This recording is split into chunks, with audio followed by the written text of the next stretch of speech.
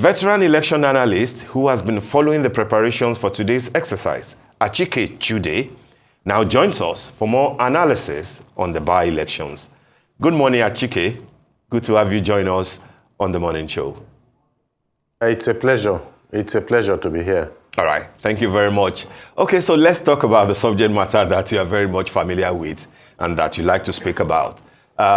Series of by-elections across the country, about 19 constituencies across 12 states of the Federation. INEC says it's ready. Police say that they are also ready, that people shouldn't move out within the constituencies affected. What are your thoughts on this pocket of by-elections across the states for senatorial seats, for House of Reps, for House of Assembly? What are your thoughts and what do you think that they say about INEC and about the staggering of our elections in general? Well, let me even start with the very last comment. The staggering of elections, of course, you know that elections were, the way it was originally arranged, they were supposed to be done on the same day, governorship and all that, but it is the malfeasance that happened, occurred within the system in many parts of the country at the level of governorship election that made it possible for us to have staggered election. Obviously, in some instances, these electoral malpractices, which involved the rigging of elections and all that, led to the intervention of the courts. And so once the courts intervened, it was inevitable that the calendar for such elections would also have to change, because in some instances they declared the occupier of some of the government houses in the country. They described them as usurpers, people who were not supposed to be there in the very first place. And since a governor, for instance, the tenure of a governor is 4 years according to constitutional provisions, so it meant that whoever came in much later, or whose mandate was restored by virtue of an intervention of the courts, had to start from the period that the new mandate started. And so that's why you have staggered elections. But then, it's not exactly the same thing with some of the elections to senatorial seats. And then, of course, the federal constituency elections and state constituency elections to the State House of Assembly. It's a different thing. Some of these occurred as a result of either resignation or death. And so the Constitution makes it clear that people must not find themselves in a situation where they will not have representatives, where they will not have representation. And so that's why you're having this series of elections that are going on. Achike, that was Oluta Famous School, our correspondent in Ibadan, giving us update on the Ibadan North Federal Constituency. And it's a bit of a good news from what he has shared with us. INEC is on time, all the materials are there on time, and that the voter turnout so far, from what he can observe, has been encouraging. Of course, this is not, this will not be representative of all the 12 states where we're having the by-election today. But what are your thoughts, given what Oluta Famous School has said, and then how will this prepare your expectations in terms of what to expect from INEC for these by-elections across 12 states of Nigeria? Yeah, some of these positives Oluta talked about, for me, it should be a representation of what should happen in the remaining 12 states in the country where these elections are taking place. Because this is not a large-sized election. This is an election process. It's a much smaller, process. Just elections into 2 Senate seats, I think, state assembly elections and federal constituencies. So if INEC does not get it right for this small thing, then it's going to be quite a problem and an indictment on INEC. They've had time to prepare. They've been talking about it for some time. And so we expect, a sterling performance on the part of INEC. As for voter turnout being commendable, it's a positive.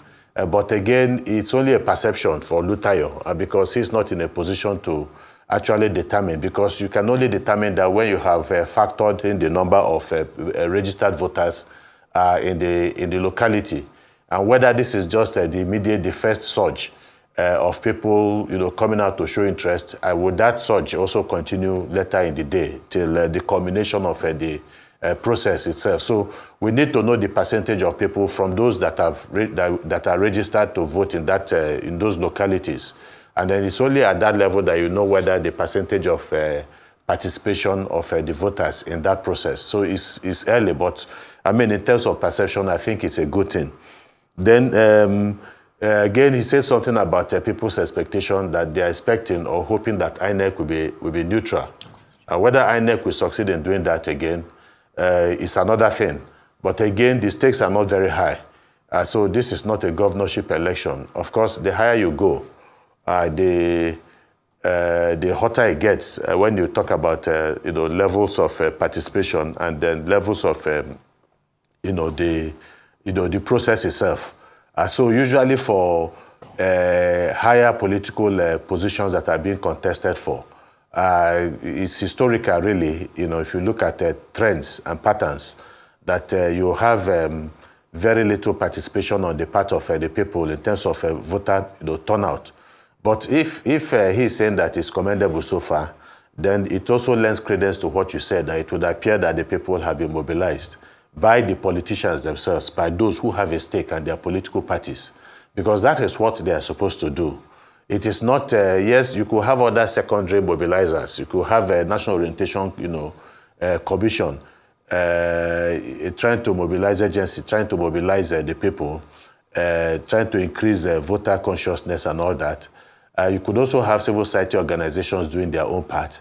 Then you could also have the media, just like what you are doing now, doing their own independent part too, all intended to raise the consciousness of the people, to also realize that, look, this is about us. We have to play our own part.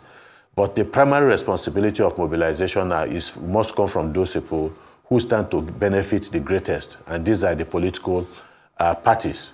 Again, the issue of vote buying, and vote selling and vote buying, which continues to rear its head in the country. Luther talked about it, and talks about the resolve of the military, of the security, not the military security. The lead agency for elections, security is the police. Talks about their resolve to stop vote buying and not to allow it. Some people will say it's sooner said than done, because we have, it's the same statements that are made all the time for every election. We are going to deal with people who engage in vote buying and the rest. And we see them even in the course of observations in many theaters of election in this country. We see the exact opposite. We see people exchanging monies for votes around polling units and all that. So it's not so much hidden. So they need to do much more in that. But like I said, sooner said than done. It is the sweetness of the pudding is in the testing. Absolutely. So let us see the outcome of what they're able to do in that process. Yeah. Absolutely. You've addressed a couple of pertinent issues. Now, INEC has also confirmed that all non-sensitive materials for the election have been delivered, and that voting devices, that's BVAS, have equally been configured. How confident would you say the Commission is at this time that everything is adequately in place for today's polls?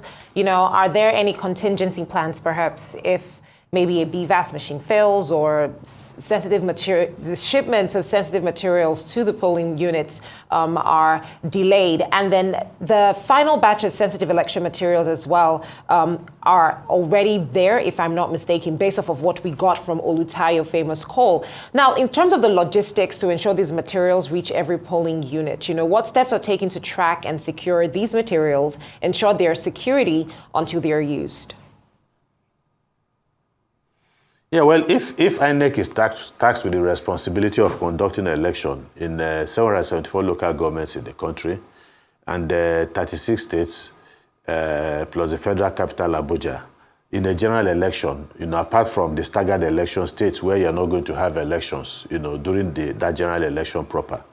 And they have been able to conduct or struggle with logistics to some extent, overcome some of their problems. And then it now comes to issue of like I said, elections taking place, small elections taking place, or small elections taking place in the 12 states in the country. Then INEC will be in the eyes of the storm if it fails anywhere because this is just a micro election compared to the general election it organizes. So, yeah, there's always, it's important to track some of this, especially the placement of the sensitive materials in the central banks, for instance, in the vaults of the central banks and all that. And then the tracking is not just done by INEC. I know that as a civil society organization, I mean, I have played a role also in that direction with the Nigerian Civil Society Situation Room. And one of the things we do, before elections is that we also monitor INEC.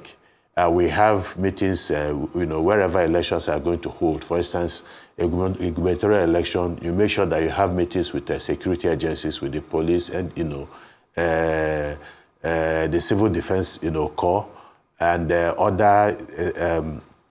other security units to find out their own level of preparation on the day of election proper. We also visit local governments where some of these materials are being taken to. And sometimes we also late in the day, maybe a day before, we also visit the CBN. And sometimes when you have an idea when they are likely going to deliver some of the materials, you also go there to also see that they are conforming with parameters that have been set for them. So the tracking is not something that should be left to INEC, but to the media, civil society organizations, and all that. And I think that in that direction that they have done fairly well with regards to some of these issues that you have talked about. All right, Achike, what other expectations do you think that the voters in particular should have? And of course, also the political parties. You have said that these are small elections. But of course, there are other slightly bigger off-season elections coming soon. We'll be going to, of course, Anambra, I believe, in November, before Osun and Ekiti states next year. And therefore, so what should be the expectations, other things to expect from INEC on the part of the voters and on the part of the political parties? Because these by-elections, for example, are meant to prepare. It's like a test run for INEC towards the off-season major elections in Anambra, Osun, and Ekiti. Of course, before we are now talking of the big elections in 2027. What specific things do you think that voters and parties should anchor their expectations on? Yeah, the Nigerian voters do not have any point to prove. They have no point to prove. It's INEC that has a point to prove. If there's voter apathy in this country today, if we can no longer mobilize enough people each election cycle to participate in the process, then you will not blame the people, you blame INEC. Voter expectation got to the peak, and voter confidence in INEC grew to a very, very large extent. And I think the civil society organizations played a large part in that. And then the media, of course, also played a large part to mobilize the people, especially the younger ones, to go out and register and to also be involved in the process of voting itself. And so what happened during that process and after that process, I think, was a shock to a lot of Nigerians. That election did not meet the expectations of Nigerians. We just have to say it as it is. A lot of people were disappointed. Of course, INEC came out with its own reasons. Different international organizations, including local observers, also gave their own perception about what really happened in that election. But what was clear at the end of the day was that voter confidence was badly shaken. And so if you now see a total decrease in the number of people who turn out, if you see a greater lack of interest on the part of people for that process, if you hear Nigerians saying, look, forget, they know what they have done, they already know who the winners are, it is down to INEC. So it is the INEC that has a point to prove. And you're also right, really, that INEC has to set the pace, and then the people will just have to watch and follow. It will take time before they have renewed interest, confidence once more in INEC. It took time before 2023, because don't forget that there were some key indicators that INEC, that things were beginning to improve. We saw the election in Anambra State was one. The other election was it Osun State, I think, or Ekiti, one of those states was another one. And then we had other smaller elections where INEC was seen, generally perceived to have performed, very well. And then all of a sudden, during the process itself, then we had this issue of glitch and all that. And this was really what put a damper on the expectations of the people. So for these elections, INEC just has to get it right, because what the people are doing, there are those that are still, looking in a way and participating. There are those that are doing the Bola Ige sit don't look. They will not participate. They are sitting down there and they are watching to see what is going to happen. And then at the end of the day, if they are impressed with what is happening, it gives them a bit of hope that perhaps maybe they are beginning to turn, INEC is beginning to turn a corner. But don't forget that whatever perception of failure that people have of the INEC, it's not just INEC. INEC is the manager of elections. They are the principal people involved in the management of elections, just like the police is the lead agency, for security of elections. But you have other people assisting, other organizations assisting at INEC, the Civil Defense Corps, the DSS, and then sometimes, depending on the nature of the election, the military on the outskirts of maybe violence-prone areas, also trying to provide security and all that. So with regards to, to INEC, INEC's role is very, very clear. But even if INEC is absolutely, prepared and determined to conduct a very good election, it is dependent on the environment, general environment that has been created. Is it an environment of fear? Is it an environment of hope? So, and that does not have much to do with INEC. That becomes the priority of the security agencies to ensure that the proper environment is created for the people to have confidence that they will be safe to come out and participate in that election. So even when we criticize INEC for some, for handling of the 22-23 election in certain areas, we must also not be derelict in criticizing holding the security agencies accountable for the breakdown in security in some parts of the country, even if in general terms, many parts of the country were relatively okay. In places like Lagos State, there was outright bedlam, and anarchy in many places. And in some instances, it would appear, the impression one had, it was that the security agencies in some places were in cahoots with the authorities, whoever that authority, wherever the authority is coming from. And so they did not do their due diligence to ensure that that voters are protected. So that is also part of it. And then from there, once you leave the INEC, you leave the police, you also now go to the courts. So these are the three, important elements in having, a well-run, a well-organized, an election that is essentially said to be free, fair, and credible. You also have the courts. And of course, we want to get to that place where the courts will play less and less roles, in determining the outcome of elections. It should be done at the polling unit. We have always maintained that. But again, it is just the misbehavior of the members of the political class in this country that creates all of this situation. And let me just say that the biggest threat to the country's democracy, the way I see it, having looked at the system, are the politicians, are the members of the political class. Virtually all the divisions that are created in this country, the ethnic crisis, ethnicization of elections, and infusing elections with religious bigotry, and geopolitics, the masterminds of this are members of the political class, and they should be ashamed, that people that have lived together for so long in this country, trading among themselves, doing intermarriages and all that, they do not have problems with themselves, but whenever there is a crisis of mistrust between people of different backgrounds, of different religious orientation, it is the manipulation of the political class, who are essentially the same when it comes to sharing, from the booty. Yeah, of the nation Mr. state, Achike, of Nigerian nation state. If it's okay if I come in at this point. Satiating personal political interest, the thing is just to divide the people. Yeah, Mr. Achike, I would like to pick on that. If you could just give me 1 second. If you could just give me a second. Jega was quite bitter. I would like to pick on what you've said with regards to our political class. And he said that the fourth line Mr. Achike, can you hear me? Yes, at the political elites.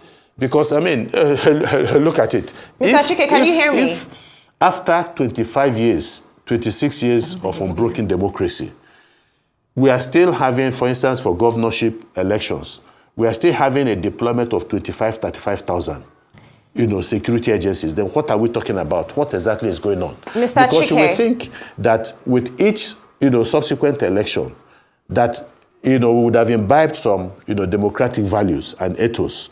And so with each subsequent election, you're going to draw down from 35 to 30, 30,000 to 25,000, 25,000 to 15,000, then 10,000. That means that Nigerians are beginning to imbibe, the ethics of, the democratization process. But they are doing it. All of these deployments you are seeing are being done because of the politicians. If the politicians decide to behave themselves, you don't need all of this. Because the thugs who disrupt elections, who try to create panic during the election, are not doing that on their own. They are usually, motivated by financial promises of financial rewards or financial rewards. Otherwise, they have no bone in the fight. That's just it. They have no bone in the fight. And if they have no bone in the fight, why would they go there and decide to stop people from being involved in the electoral process, unless they are being induced by some politicians? So we hope that the politicians, we have this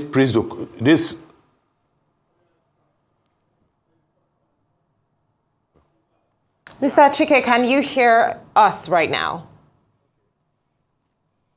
Yes, I can hear you. Where did you lose it? Long time? No, you have given us a very extensive monologue on the issues pertaining to our Nigerian elections. Okay. We could hear every single word. But I was trying to interrupt you for a moment because I did want you to speak specifically to what you said about the issues that we see in our political climate being as a result of the members of the political party. We are in a very pivotal time. Just barely 24 hours ago, we saw the Canadian ruling from the court that denied, well, now an alleged former APC member and PDP member of an asylum, which he was trying to get within Canada as a result of their immigration laws.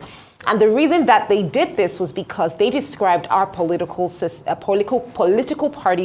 APC and PDP, as terrorist organizations. Now, we've also seen past incidents, and this is based off of past incidents of violence that we've seen happen politically. And you have also mentioned some. There's also some other incidents in some areas. And, people will then ask what security measures have been put in place for today's elections and moving forward as we approach 2027. Because today's elections would almost serve as a litmus test as to what to expect, and also giving the perception that some people now specifically being Canada, as to what our political parties are to them. What's your assessment on what we can do better and the reality of our political parties at this time when it comes to safety during elections? Okay, let me start with the reference to court ruling. I would say very harsh words, and a very, very obvious indictment of the political system in this country, especially with regards to elections. Look,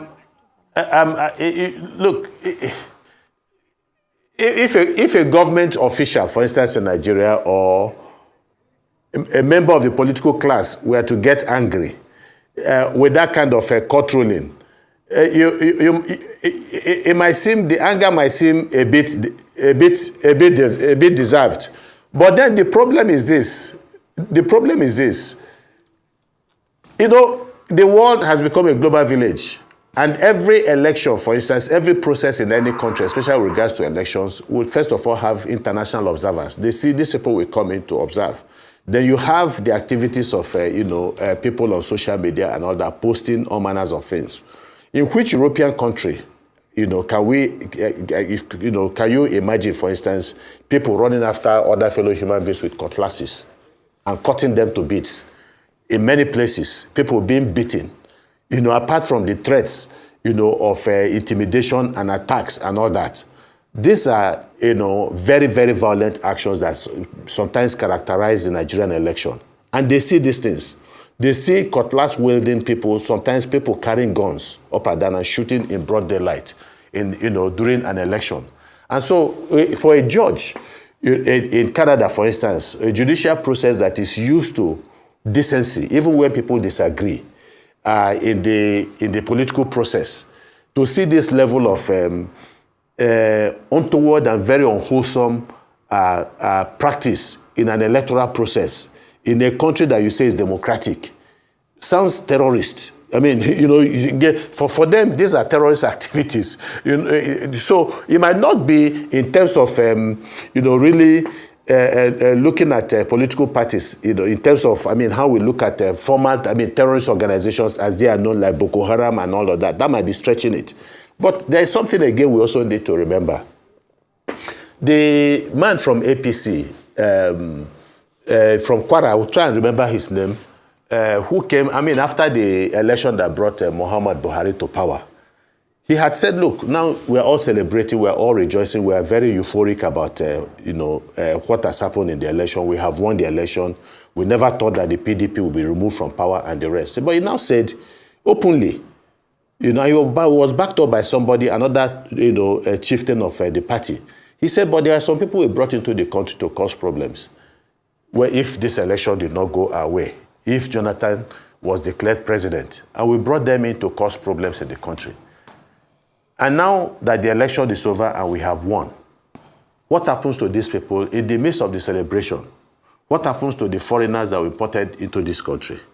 That nobody said anything.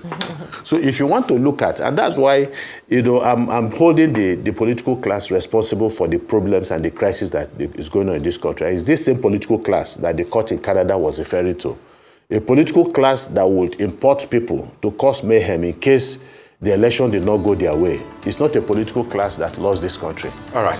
So we need to have a change of heart. And, so from that perspective, when as for general security of the election, very quickly, Achike, are doing their best. And it's not, it's not. Very quickly, just in a few seconds because we're really out of time. So, okay, good. I believe the authorities are doing their best. There are so many people within INEC, within the security forces that want this country to work, that want the elections to work. And I would say kudos to all of those people.